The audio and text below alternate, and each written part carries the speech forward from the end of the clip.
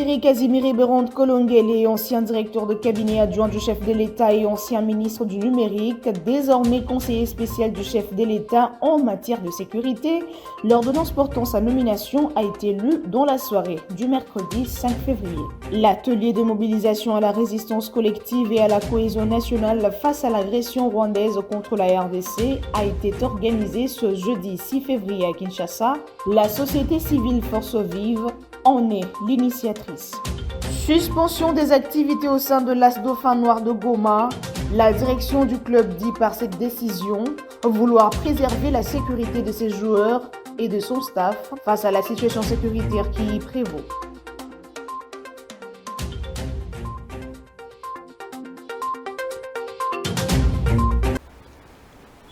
Merci de nous rejoindre pour vous informer, Madame, Messieurs. Bonsoir. L'ancien directeur de cabinet adjoint du chef de l'État et ancien ministre du numérique Désiré Casimir Berande Kolongele a été nommé conseiller spécial du chef de l'État en matière de sécurité. L'ordonnance portant sa nomination a été lue sur les antennes de la RTNC dans la soirée du mercredi 5 février. Je vous laisse suivre l'extrait de cette ordonnance lue par Tina Salama, porte-parole du chef de l'État. Ordonnance numéro 25/142 du 13 janvier 2025 portant nomination d'un conseiller spécial du chef de l'État en matière de sécurité. Le président de la République, vu la Constitution telle que modifiée par la loi numéro 11/002 du 20 janvier 2011, portant révision de certains articles de la Constitution de la République démocratique du Congo du 18 février 2006, spécialement ces articles 69, 79 et 221, vu tel que modifié et complété à ces jours l'ordonnance numéro 86-306 du 24 novembre 1986 portant organisation et fonctionnement du Conseil national de sécurité, spécialement son article 5, vu l'ordonnance numéro 21/010 du 5 mars 2021 portant organisation et fonctionnement du cabinet du président de la République, spécialement ses articles 3, 8, 9 et 10, vu l'ordonnance numéro 24/058 du 11 juin 2024 portant nomination d'un directeur de cabinet du président de la République, vu la nécessité et l'urgence, ordonne. Article 1er. Est nommé conseiller spécial du chef de l'État en matière de sécurité, messieurs Désiré Casimir Kolongele Berande. Article 2. Sont abrogées toutes les dispositions antérieures contraires à la présente ordonnance. Article 3. Le directeur de cabinet du président de la République est chargé de l'exécution de la présente ordonnance qui sort ses effets à la date de sa signature. Fait à Kinshasa, le 13 janvier 2025, Félix-Antoine Tshisekedi Tshilombo pour copie certifiée conforme à l'original. Le 13 janvier 2025, le cabinet du président de la République, Anthony Kinzokamole, directeur de cabinet. Et puis on parle de session extraordinaire du Parlement. Les deux chambres ont adopté à l'unanimité les recommandations sur la sortie de la crise à transmettre au président de la République. C'était donc le mercredi 5 février. Nico Kassanda. Sous la conduite du speaker de la Chambre basse du Parlement, les élus du peuple ont travaillé d'arrache-pied pendant 2 jours en plénière comme en commission pour élaborer leurs recommandations axées particulièrement sur le volet politique et diplomatique. La grande commission mixte paritaire Assemblée nationale Sénat était composée notamment des commissions mixtes paritaires Défense et sécurité, Relations extérieures, PAJ, socio-culturelle, économique et financière. Après l'audition en commission du vice-premier ministre, ministre de l'Intérieur et Sécurité, et du vice-premier ministre, ministre de la Défense nationale, les députés nationaux ont conjugué leurs intelligences pour réfléchir sur les voies et moyens de sortir le pays de la crise sécuritaire qu'il traverse. Dans la méthodologie concertée avec le Sénat, nous avons auditionné séparément les rapports identiques de ces 5 commissions paritaires mixtes.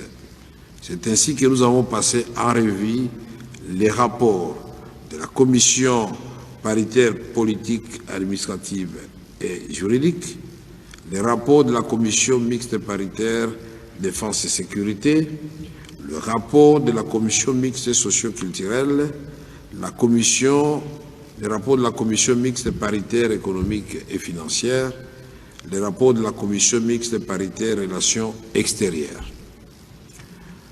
Nous annonçons au public et toute notre satisfaction pour le travail de qualité réalisé par les honorables députés et les honorables sénateurs qui se sont mis d'accord sur les matières principales sous forme de recommandations à remettre au président de la République. Et tous ces rapports ont été adoptés tour à tour et à l'unanimité, sans contre et sans abstention. Ceci mérite quand même les applaudissements de la plénière. Honorables députés, chers collègues, je tiens sincèrement à vous remercier pour le travail que vous avez fait. Et vous avez démontré encore une fois de plus, au regard de vos recommandations et résolutions, que le Congo, c'est un pays de paix, un pays qui veut la paix chez nous et ailleurs et impulser le développement.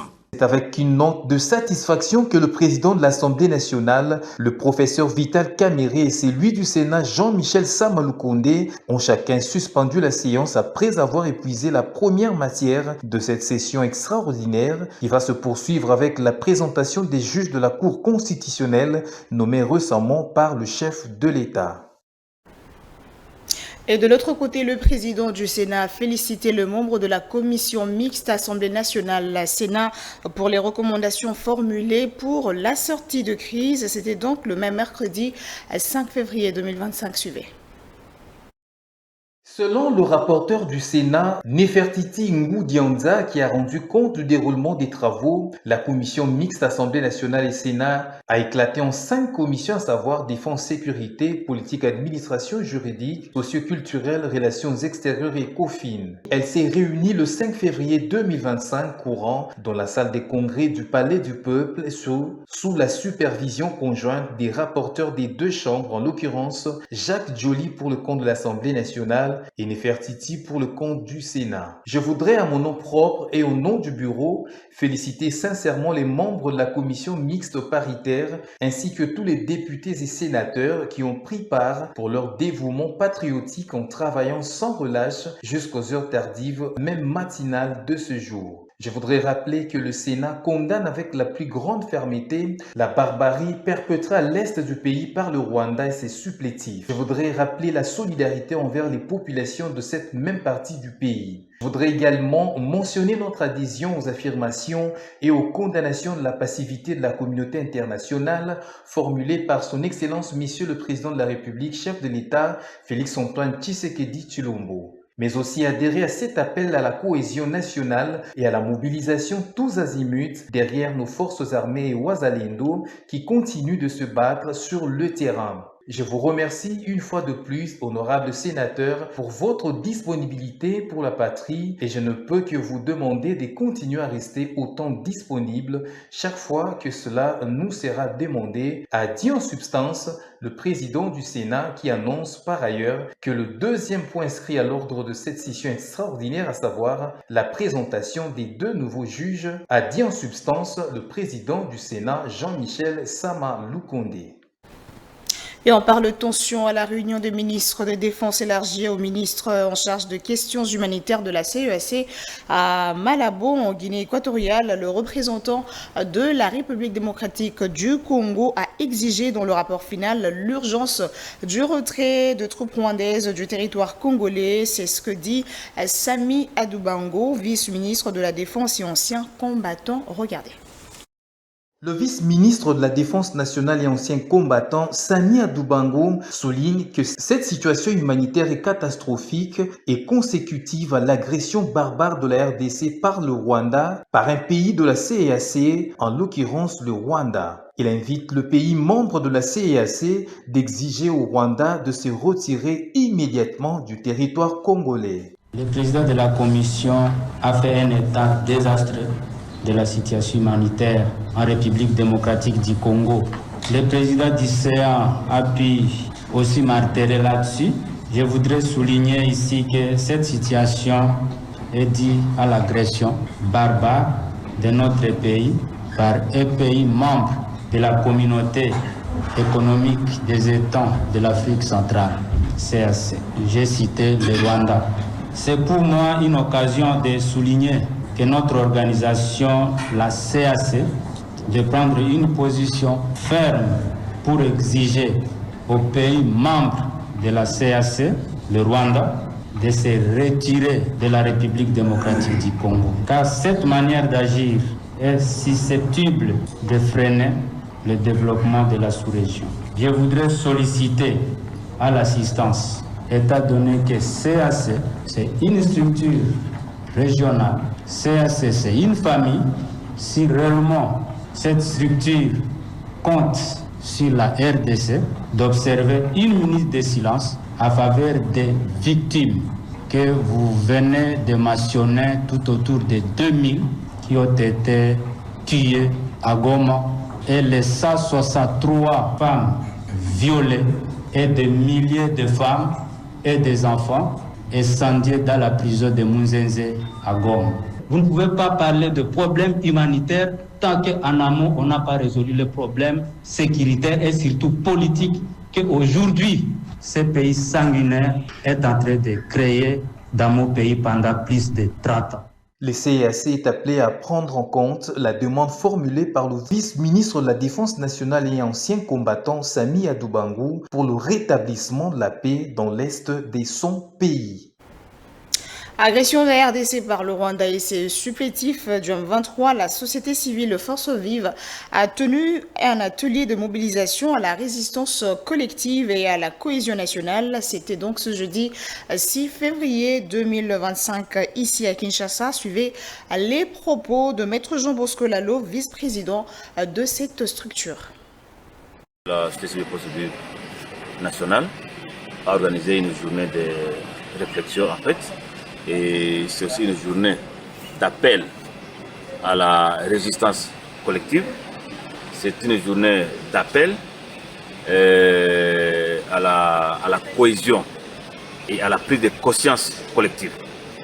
Voilà pourquoi nous sommes réunis ici et nous voudrions que les actions menées par les coordinations provinciales se répercutent dans toutes les autres provinces. Jusqu'à présent, il n'y a que plus ou moins 4 ou 5 provinces qui ont été actives. Il y a Sud Kivu, il y a Maniema, Kasai Oriental, Sakuru, Bazuele. Nous voudrions que toutes les autres provinces, que toutes nos autres coordinations emboîtent les pas. Et Kinshasa ne devait pas rester à marge. Voilà pourquoi le Bureau national a pris l'initiative en réunissant les acteurs qui proviennent des communes. Donc désormais, nous mettons les points focaux des forces vives dans les 24 communes de la ville de Kinshasa. Et ces points focaux vont permettre justement de relayer les différentes réflexions, les différentes actions ou les résultats des différents ateliers qui seront tenus. Et ces actions doivent être menées en collaboration avec les autorités politico-administratives. D'où une demande d'audience a été introduite auprès du gouverneur de province. Et nous voudrions que nos points focaux aussi entrent immédiatement, si pas automatiquement, en contact avec leurs bourgmestres respectifs. Et cela permettrait à ce que les acteurs sociaux et les acteurs politico-administratifs interagissent dans l'intérêt de la nation. Et aussi, nous avons discuté longuement et largement autour du pacte pour la paix et le bien vivre ensemble en RDC et à région de Grand Lac, initié par la Senco SSC et que finalement le chef de l'État a approuvé. C'est une bonne chose, c'était le début, mais nous voudrions que le chef de l'État et les autres acteurs qui sont des parties prenantes soient sincères. Parce que dans la guerre qu'on vit aujourd'hui, les victimes, si pas les vraies victimes, ne sont pas les dirigeants. Ça, il faut le dire comme ça. Ne sont pas les dirigeants. Les vraies victimes sont les populations qui meurent, les populations qui fuient, qui n'ont pas où dormir. Poursuite des consultations de la Synco ECC. Le mercredi 5 février, ces leaders de confession religieuse se sont entretenus avec le sursaut patriotique, une structure de l'opposition politique. Suivez les propos du secrétaire général de la Synco. Nous sommes en train de les sensibiliser pour une bonne compréhension du projet de pacte social en faveur de la paix et du bien vivre ensemble. Nous sommes venus leur expliquer la méthodologie et aussi recevoir leurs avis sur par rapport à ce qui est prévu pour faire mieux. Et là, nous avons été édifiés par le sursaut national qui a fait les amendements assez intéressants par rapport à la projection que nous avons présentée. Et je crois qu'avec tous les avis que nous sommes en train de recueillir, il y a lieu d'espérer à quelque chose de bon. Nous prions pour que le temps qui n'est pas avec nous puisse être bien exploité et qu'on ne rate pas l'objectif. L'approche est d'abord nationale et puis on ne peut pas imaginer résoudre la problématique de l'insécurité dans notre pays sans aller au niveau de la sous-région des Grands Lacs. Mais pour y aller, nous devons d'abord avoir un consensus national. Nous devons être capables d'avoir la vision commune, la compréhension commune de la crise et nous mettre d'accord sur les voies et moyens pour mettre fin à cette crise. C'est alors que nous pourrons aller auprès de nos partenaires, les pays voisins, et donc c'est prévu, c'est pas qu'on va les mettre de côté. Et on parle poursuite du procès qui met en cause 14 prévenus devant la cour militaire de Kinshasa Gombe. 2 colonels accusés de trahison contre la République ont été auditionnés suivant le fait leur reproché par le ministère public. On en parle avec Nico Kassanda.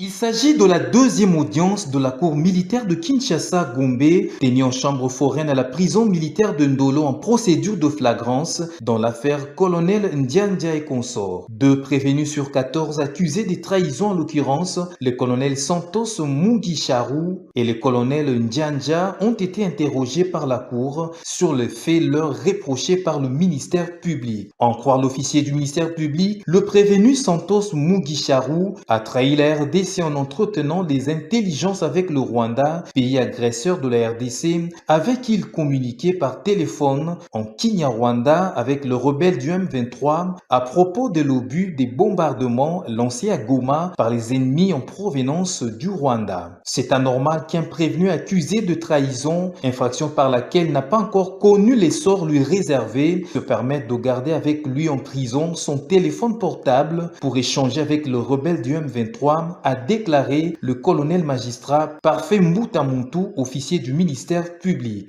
Le prévenu Santos Mugisharu a donc foulé aux pieds l'ultimatum donné par les autorités de la prison centrale de Makala, lesquelles avaient interdit à tous les détenus possédant des téléphones portables de les garder dans la cellule, a renchéri l'organe poursuivant qui a souligné que la carte SIM qu'utilisait le prévenu porte le préfixe de 250 attribué au Rwanda. Réagissant aux propos de l'organe poursuivant, le prévenu Santos Mugisharu est passé aux aveux, reconnaissant avoir eu des échanges téléphoniques le 29 janvier 2025 à partir de sa cellule. Cependant, il a précisé qu'il a plutôt échangé avec les membres de sa famille exilés des guerres au Kenya, Ouganda, Burundi et Rwanda et non avec les rebelles du M23, a-t-il dit. Ces moyens de défense ont été soutenus par ses avocats conseils qui ont soutenu que parler en Kinyarwanda ou encore posséder un numéro téléphonique du Rwanda ne constitue pas une infraction commise par leurs clients. Au cours de cette audience, la cour militaire de Kinshasa-Gombe, présidée par le colonel magistrat Jean-Robert Kilensele Mouké, entendu en qualité de renseignant le gouverneur général de la prison centrale de Makala, le commandant général maire de pavillon des cellules carcérales qui ont tous déposé à charge, c'est-à-dire contre le prévenu Santos Mugisharu. Sur demande du ministère public, la cour a renvoyé la cause à lundi 11 février afin de lui permettre de présenter tous les moyens de preuve démontrant la culpabilité de l'accusé.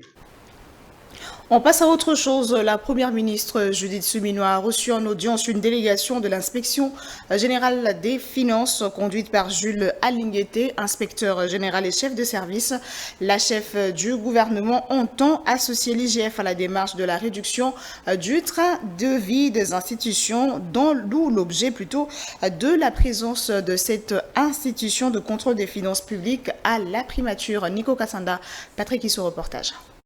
Alors que le président de la République a engagé le gouvernement à prendre des mesures rigoureuses des réductions du train de vie des institutions publiques, la chef du gouvernement entend associer l'inspection générale des finances à cette démarche. Judith Suminwa attend beaucoup de ce service d'audit supérieur des finances de l'État congolais pour encadrer les dépenses suivant les instructions du chef de l'État. Lors de cette rencontre, Jules Alinguet, inspecteur général et chef des services, a félicité la première ministre pour son engagement et les efforts déployés en faveur de la rationalisation des finances publiques.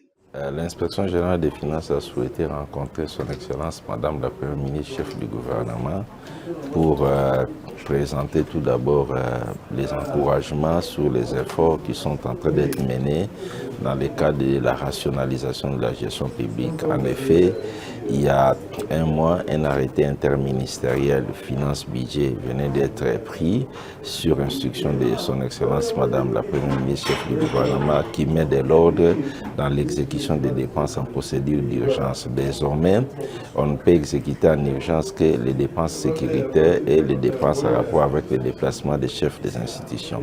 Les choses sont maintenant beaucoup plus claires pour l'inspection générale des finances qui est au niveau de la chaîne de la dépense. Et nous en avions également profité pour présenter à l'autorité des dossiers économico-financiers qui sont en train d'être traités par l'inspection générale des finances et qui méritent une attention particulière du gouvernement. Voilà l'objet de notre visite. Jules Alinguet a également profité de l'occasion pour présenter à la chef du gouvernement plusieurs dossiers économiques financiers, ceux relatifs aux exonérations dérogatoires. Il y a plusieurs dossiers. Nous avions parlé avec l'autorité des dossiers Ségus. Nous avions parlé des dossiers exécution des exonérations dérogatoires. Nous avions parlé avec l'autorité les dossiers importants des subventions que les fonds de promotion à l'industrie FPI accorde, alors que la loi qui régit FPI est claire. Le FPI n'a pas vocation à faire des subventions. Le FPI est là pour accorder des prêts remboursables aux industriels. Il faut rappeler par ailleurs que la rationalisation des dépenses publiques fait partie des objectifs du programme d'action du gouvernement souminois, tel qu'est renseigné dans son deuxième pilier. Et on ouvre la page sportive. Bonne nouvelle pour les amateurs de sport dans la province de Bazuélé. Le gouvernement annonce la construction prochaine d'un stade municipal moderne. Ceci s'inscrit dans le cadre de la volonté des autorités de relancer le sport dans les provinces de la République démocratique du Congo. Shadrack Tinta pour le développement de ce titre. Le ministre du Sport et Loisirs, Maître Didier Boudimbu, a reçu dans son cabinet de travail une délégation des élus provinciaux venus plaider pour le développement des infrastructures sportives dans leurs provinces respectives. Parmi eux, Papi Mantezolo, président de l'Assemblée provinciale du Congo central, accompagné de Simon Toutou, président de l'Assemblée provinciale de Bazuélé, et de Joseph Nsalambi, vice-président de l'Assemblée provinciale du Congo central. Face à l'important déficit en infrastructures sportives dans plusieurs provinces du pays, conséquence notamment du découpage territorial de 2015, les élus ont sollicité l'appui du gouvernement pour améliorer la situation. Une doléance entendue par le ministre du Sport qui a rassuré ses hôtes de l'engagement des autorités à relancer le sport à travers le pays. Parmi les projets annoncés, la construction prochaine d'un stade municipal moderne dans les Bazuélé, une infrastructure qui répondra aux standards modernes et qui permettra aux jeunes sportifs de la province de pratiquer dans les meilleures conditions. Nous sommes déjà dans la joie, particulièrement mon collègue de Bazolet, où déjà les fonds sont alloués pour le début de la construction d'un stade municipal moderne. Ça serait une première, mais aussi en ce qui concerne la province du Congo central. L'excellence, monsieur le ministre nous a dit qu'il va effectuer incessamment une descente dans la province du Congo central. Et ça serait une première pour la province du Congo central qu'un ministre puisse fouler le sol de l'Ouozi. Et donc déjà la population de l'Ouozi peut déjà se préparer à accueillir les ministres des Sports qui viendra non seulement pour venir faire les discours par rapport à la guerre qui prévaut dans l'est de notre pays, étant donné que le chef de l'État donne toute son énergie pour ça, mais le ministre vient aussi mobiliser la population du territoire de l'Ouozi pour que cette population puisse adhérer à la vision du chef de l'État. Cette annonce est une opportunité de dynamiser le sport et d'offrir une nouvelle vitrine au football et aux autres disciplines sportives. Et le sport congolais continue de briller sur la scène internationale. Le champion MMA Eliezer Kubanza a été reçu par le ministre des Sports et Loisirs, Maître Didier Boudimbo, pour présenter sa ceinture de brave CF91 remportée le 13 décembre 2024. Shadrack Tinta revient.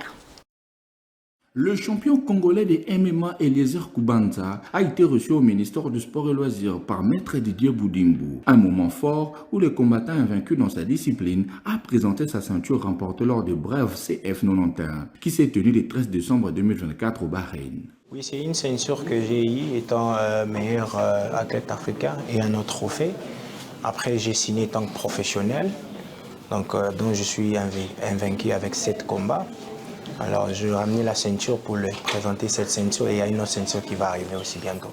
Déterminé à poursuivre son ascension, Eliezer Kubanza a également profité de cette rencontre pour solliciter un appui du gouvernement congolais en vue de ses prochains combats internationaux. Face à cette demande, le ministre du Sport, Maître Didier Boudimbo, a répondu favorablement, saluant l'espoir des combattants congolais et réaffirmant son engagement et celui du gouvernement à soutenir le talent congolais. Avec ce soutien, Eliezer Kubanza espère mieux préparer ses prochaines échéances et continuer à faire briller la RDC sur la scène internationale du MMA. On va finir avec ce communiqué. L'As Dauphin Noir de Goma contraint de suspendre ses activités pour préserver la sécurité de ses joueurs ainsi que de son staff. Dans un communiqué publié le mercredi 5 février 2025, la direction du club appelle à la patience et à la solidarité dans l'espoir d'un retour à la normale des activités dans cette ville de la province du Nord Kivu. Regardez.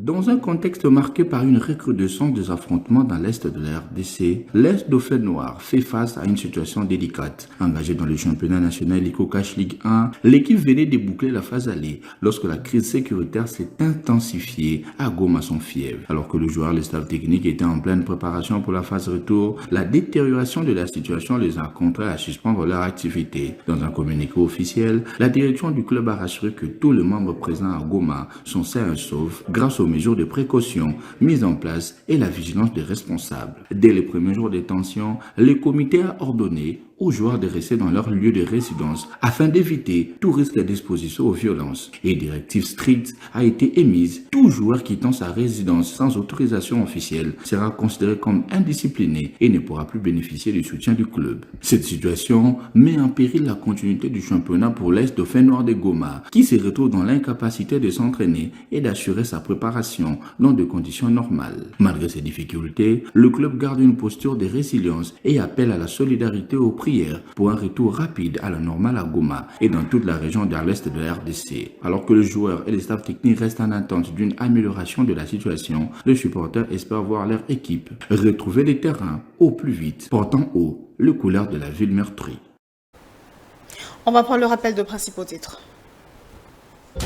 Désiré Casimir Berande Kolongele, ancien directeur de cabinet adjoint du chef de l'État et ancien ministre du numérique, désormais conseiller spécial du chef de l'État en matière de sécurité, l'ordonnance portant sa nomination a été lue dans la soirée du mercredi 5 février.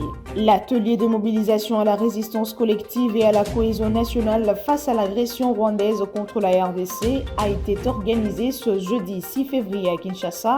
La société civile Force Vive en est l'initiatrice. Suspension des activités au sein de l'As Dauphin Noir de Goma. La direction du club dit par cette décision vouloir préserver la sécurité de ses joueurs et de son staff face à la situation sécuritaire qui y prévaut. C'en est fini pour ce soir à toutes et à tous. Bonsoir.